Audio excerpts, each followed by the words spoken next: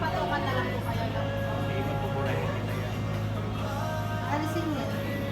Alam mo sa kanila, saka may start din ng lipstick pa, hindi dapat makita. Marami na. Pag na-flip yan, ay oily. Highlights yan. Hindi mo siya makakat. Highlights. Tingnan mo to. Walang tinta. Punta ka doon. Pero nakapila sila. Ha? Nasa Pero nakapila. nakapila sila. Bayad mo na. Kaya mo na. Parating mo na lang kasi may bayad na. Ha? Para touch mo na lang. Bayad naman. Ito naman layo sa makeup na. Kinaya. Saan sa pagbawas yan sa makeup pa?